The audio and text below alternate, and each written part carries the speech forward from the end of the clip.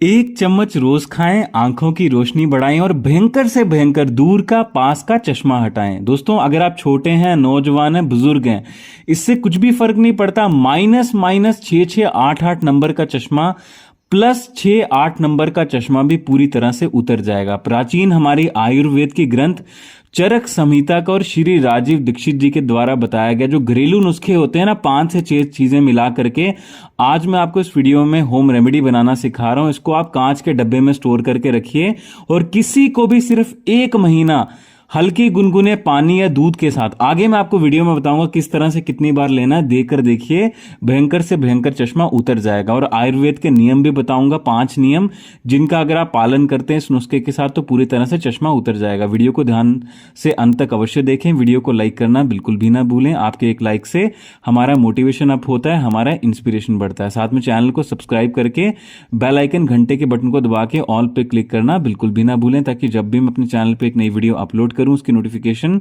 आपको आपके मोबाइल में तुरंत मिल जाए। पहली चीज जो आपको लेनी है वो है दोस्तों हरे वाले सौंफ, जिसको हम फेनल सीड्स कहते हैं। मार्केट में 2 तरह के सौंफ आते हैं, एक जिनमें ना दोस्तों आर्टिफिशियल कलर किया जाता है हरे रंग का, वो आपको नहीं लेकर के आना है। आप ये स्क्रीन में देख सकते हैं वीडियो में, ये ग्रीन कलर के तो हैं लेकिन हल्के हल्के गोल्डन ब्राउन कलर के भी हैं, येलो येलो जैसे हैं।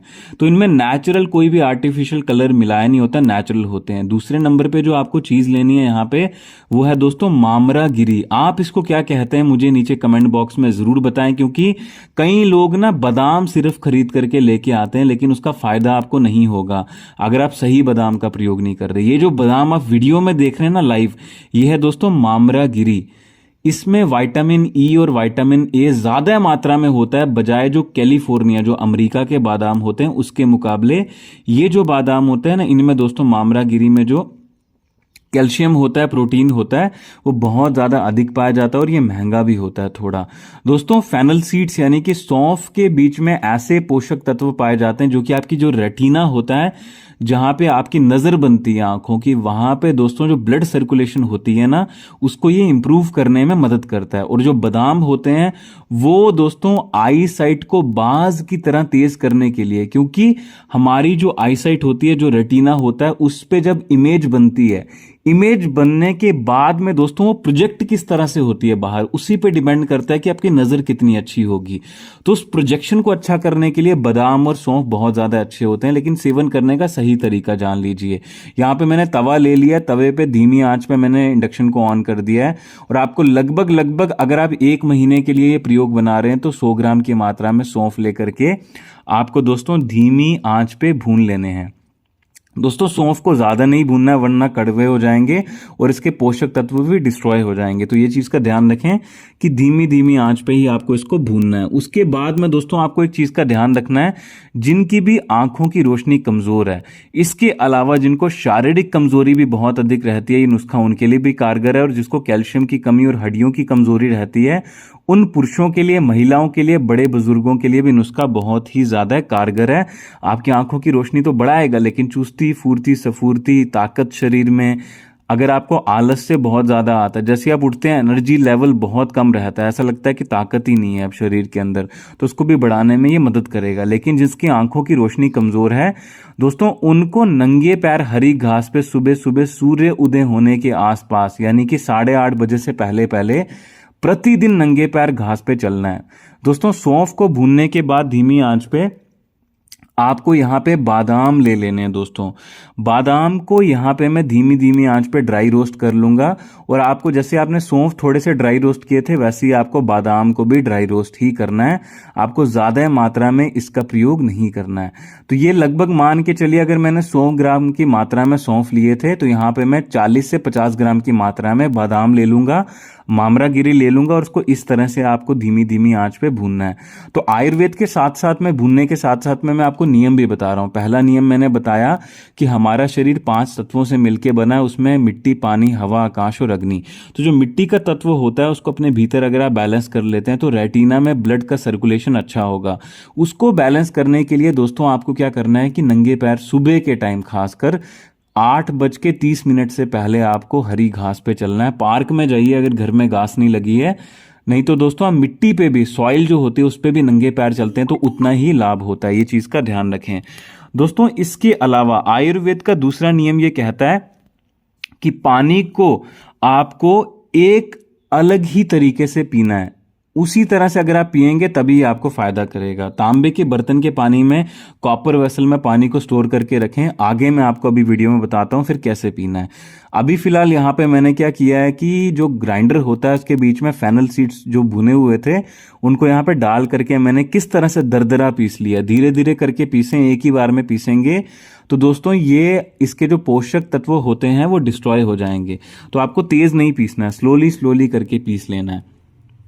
पानी की मैं बात कर रहा था तो दोस्तों आपको कॉपर के वेसल में पानी ले लेना है और उसके ऊपर विभूति या फिर दोस्तों कोई भी फूल, जैसे कि जैस्मिन का फूल होता है, यानी कि आप एक ग्रेटिट्यूड भाव से पानी की पूजा किया करें, कोई भगवान को समझ के नहीं। अगर आपको 2 दिन के लिए पानी नहीं मिले तो सोचिए आपकी क्या हालत होगी।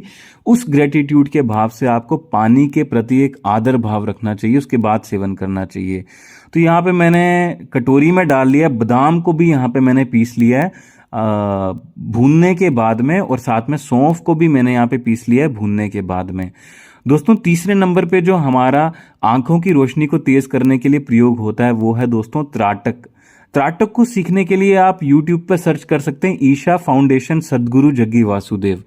उनके आश्रम में जाकर के स्पेशली जो त्राटक ध्यान योग में सिखाया जाता था पुराने जमाने में, पतंजलि के समय में, वो वहां पे सिखाया जाता है, जो कि आंखों की रोशनी को बहुत ज्यादा तेज करने में आपकी गजब के तरीके से सहायता करता है। और उसको करने के बाद आपके जो पैर के तलवे होते हैं, यानी कि जो आपके पैर होते हैं ना, फीट जिसको बोलते हैं, उसके नीचे वाले तलवों में दोस्तों शुद्ध गाय के देसी घी से या फिर दोस्तों सरसों के तेल से मालिश करने से भी आंखों की रोशनी बढ़ती है। अगले नंबर पे पाउडर बनाने के बाद यहाँ पे मैंने ली है धागे वाली मिश्री। जिनको डायबिटीज की प्रॉब्लम है उनको ये नुस्खा, ये जो मिश्री मीठा डाल रहा हूं उसको एक्सक्लूड कर लेना है, हटा लेना है, उनको मिश्री नहीं लेनी है। तो उनको क्या करना है आइए जानते हैं दोस्तों। उनको सिर्फ बिना जो मैंने आपको पाउडर बना के दिया उसके साथ ही आपको सिर्फ प्रयोग करना है, दूध के साथ में। उनको ये कूटनी नहीं है। तो जो मीठा खा सकते हैं छोटे बच्चे और नौजवान, उनको मिश्री इस तरह से कूट कूट करके अच्छे से इसका पाउडर बना लेना है। ध्यान से देखिए मैंने कितना बारीक कूट करके इसका पाउडर बनाया, तो आपको भी इसी तरह से बनाना है। मिश्री के बीच में ऐसे गुण पाए जाते हैं जिसमें बहुत सारी मिठास के अलावा केमिकल और मॉलिक्यूलर प्रॉपर्टीज होती हैं जो कि आपके सेहत को भरपूर बनाए रखने में मदद करती हैं। फास्फोरस, कैल्शियम, मैग्नीशियम और फाइबर इसके बीच में, मिश्री के बीच में काफ़ी मात्रा में पाया जाता है, मिठास के साथ साथ में ग्लूकोज, फ्रक्टोज के साथ में। तो स्वाद अनुसार आप कितनी भी मिला लीजिए, आप पे डिपेंड करता है। मैंने यहाँ थोड़ा ज़्यादा मिलाया है, छोटे बच्चों के लिए ज़्यादा मिला सकते हैं। छोटे बच्चों के लिए मीठा बहुत अच्छा होता है। कई पेरेंट्स क्या करते हैं, छोटे बच्चों को मीठा नहीं खिलाते हैं। अगर आप उनको मीठा नहीं खिलाएंगे तो उनकी बॉडी की ग्रोथ नहीं होगी। जैसे आप जवान होते हैं तो मीठा थोड़ा थोड़ा, जो खतरनाक आर्टिफिशियल मीठा होता है उसको कम करके नेचुरल मीठा आपको खाना चाहिए यंग एज में, जैसे कि जैगरी और हनी, गुड़ और शहद। और बुढ़ापे में सिर्फ आपको शहद का प्रयोग करना चाहिए, आपको अन्य कोई चीज़ का प्रयोग नहीं करना चाहिए, जैसे चीनी हो गई, ये सब चीज़ें। तो इस तरह से आपको मिक्स करके, आइए आप जानते हैं, इसको कांच के डब्बे में आप स्टोर करके रख सकते हैं। लगभग ये मान के चलिए सर्दियों में तो 1 महीना खराब नहीं होता है। आप सेवन करने के बारे में बताऊं तो पानी में भी ले सकते हो, दूध में भी ले सकते हो। जिनको दूध पीने की आदत नहीं है, जिनको दूध पचता नहीं है, उनको हल्के गुनगुने तांबे के बर्तन का पानी यहाँ पे मैंने कांच के गिलास में डाला हुआ है, ये तांबे के बर्तन का ही पानी है। तो आपको 1 बड़ा चम्मच या 2 बड़े चम्मच ये पानी में मिला करके सर्दियों के मौसम